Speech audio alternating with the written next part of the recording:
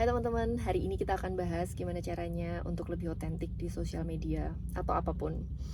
Misalnya kalian posting di YouTube, kalian posting di Instagram atau LinkedIn, aku nggak tahu sih, kayaknya beda culture. Eh, tapi hari ini aku mau share tentang itu sama kalian. Beberapa audiens, beberapa followersku di Instagram bilang kalau aku sharing itu biasanya vulnerable. Mereka nanya gimana caranya Aprisa bisa jadi otentik, bisa connect sama audience, bisa building community, bisa bikin kedekatan sama audience dan sebagainya. Dan hari ini aku akan bahas itu semua. Oke. So, kalau kalian pengen posting secara otentik, sebenarnya otentik itu apa? Aku akan ambil sudut pandang perspektif dari vulnerability, ya. Jadi, yang pertama adalah aku mau nanya sama kalian dulu deh. Misalnya kalian mau posting di sosial media, apapun itu. Apakah itu di Instagram, atau di TikTok, atau di YouTube kayak aku, kayak gini misalnya. Ada nggak rasa takut atau khawatir kayak, duh aku ngomong apa ya? Duh aku nampilin diriku kayak apa ya? Pakai baju apa ya? Aku mesti mandi dulu nih, aku mesti dandan dulu. Terus kayak setting backgroundnya kayak gimana gitu kan. Terus habis itu pernah nggak juga kalian ngerasain kayak apa yang mau aku omongin, terus kayak harus urut. Kayak sekarang juga misalnya, ini kan aku punya beberapa poin yang aku sebenarnya mau sampaikan ke kalian, dan aku nggak punya skrip di mana-mana di sekitarku. Aku cuma mengandalkan ingatanku aja dan berdoa supaya nanti pada saat aku ngomong nggak melewat. Dan ini pun sebenarnya semua yang aku omongin sampai saat ini itu nggak aku rencanain. That was not in the plan.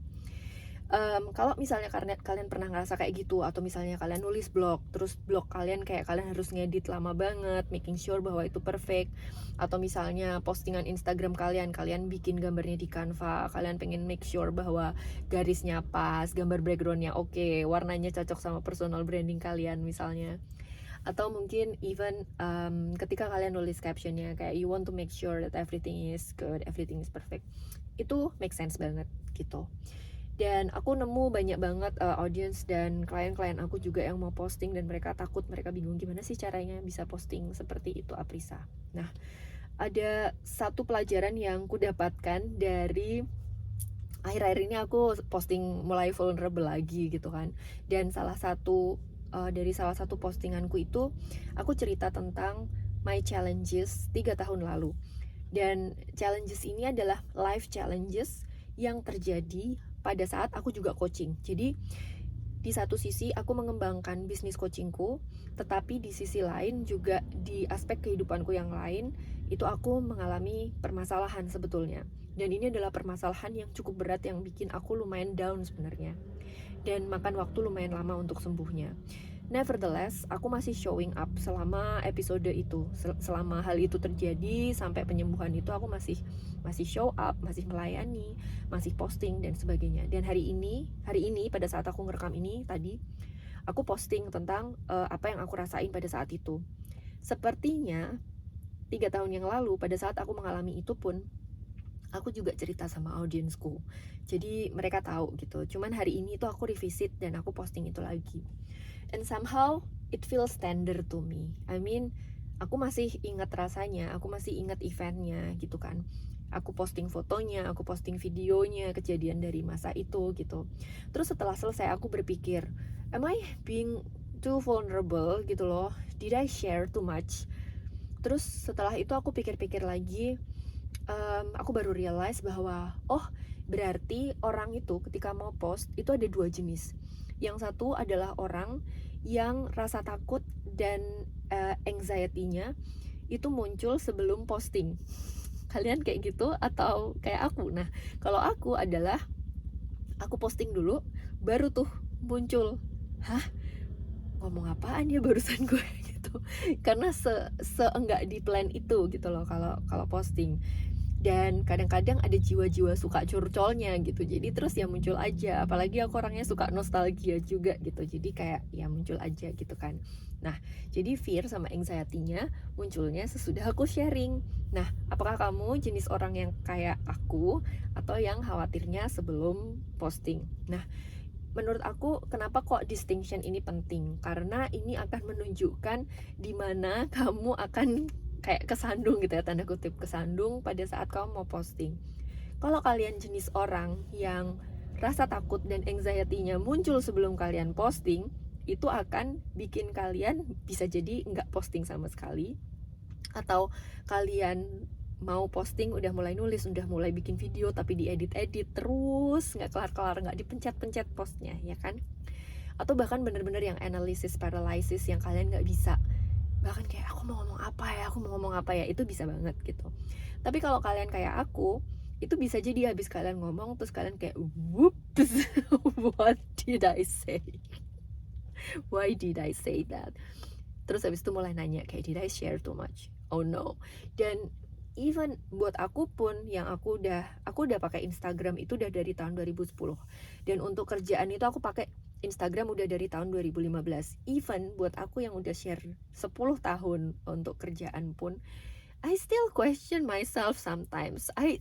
Sometimes I still beat myself up kayak like, Aprisa, why did you do that? Why did you say that? Gitu. It happens, teman-teman. So knowing di camp mana kamu, apakah camp yang khawatir sebelum berkembang atau yang khawatir sesudah berkembang itu tadi. Kalau misalnya sebelum, berarti ini sesuatu yang kamu bisa address dengan cara okay, what is the smallest, you can start with the smallest stuff. Kamu nggak harus share hal yang besar banget, like share one sentence, share one photo. Apakah itu ada kamunya, nggak ada kamunya, kayak just share whatever that is, like how does it feel gitu. Terus kalau misalnya ada fearnya apa? Oh, I need to provide value, I need to make sense, I need to be relatable, people have to understand me, dan sebagainya. Kalau misalnya kalian punya pemikiran seperti ini, kayak cari kuncinya, kemudian what is the minimum viable thing, kayak get yourself the smallest win gitu. Dengan kondisi fear kamu, itu apa the smallest win yang bisa bikin kamu untuk move forward. Karena ketika kamu bisa dapat smallest win, quick win, bahwa oh ternyata aku bisa ngelakuin ini, and then you will build your confidence, dan kalian akan bisa membangun dan posting hal yang lebih besar lagi, dan lagi. Nah, sementara kalau kalian jenisnya orangnya kayak aku, maka setiap post itu akan menjadi pembelajaran. Jadi setelah kalian ngepost terus kalian kayak yang oh my god, what was that gitu kan. Nah, kemudian itu menjadi pembelajaran, kayak sebetulnya seberapa nyaman aku untuk sharing. Kemudian boundariesku ada di mana, topiknya tentang apa, sedalam apa, dan sebagainya. Itu baru muncul sesudah, and that's okay. And I think for my case, salah satunya adalah karena aku punya impulsivity, aku punya ADHD juga. Jadi kalau ngomong kebiasa yapping, ya kan, itu yang pertama. Terus juga sukanya kalau mikir nggak panjang gitu loh, mikir nggak panjang baru dipikir belakangan, efeknya kayak oh my god gitu, baru telat kayak temewew gitu kan. Dan ya udah, karena because that's me, jadi ya sudah, aku terima saja gitu kan, tinggal gimana dealing with it-nya. Terus habis itu setiap post itu akan menjadi pembelajaran buat aku. Jadi kayak oh ya, kalau kayak gitu berarti aku nggak terlalu comfortable, aku yang comfortable ini. Kadang-kadang ada juga yang sebenarnya aku comfortable, tapi terus aku kayak oh ya, I was just scared people judging aku terkait ini itu. Kalau aku ya personally, yang aku takut adalah kalau orang jadi mengasihani aku. Karena ketika aku share post itu, yang aku pengen bukan mencari empati ya, tapi biasanya aku kayak this is what I experience and there is a lesson behind that, and there is a reason why I share that, but also because it was nice, it was cool, you know. Sometimes it's just because I want to share gitu. So getting to know this for yourself, dan ini akan berbeda untuk setiap orang dan berbeda untuk setiap kali kamu ngepost gitu, karena your comfort for vulnerability itu akan berubah over time. Aku punya apa namanya, dan contohnya ya, misalnya aku sama mamaku, misalnya mamaku itu orangnya sangatlah reserved dan sangatlah tertutup, dan mamaku bilang kayak jangan share, tapi aku kayak yang I cannot, I must. I'm so sorry mom, I must, because there are lessons behind my story. I mean, there are a lot of different ways also untuk menyampaikan lesson kan. I mean tidak harus semua ceritanya itu dibongkar sampai detil kan, sebetulnya tidak gitu.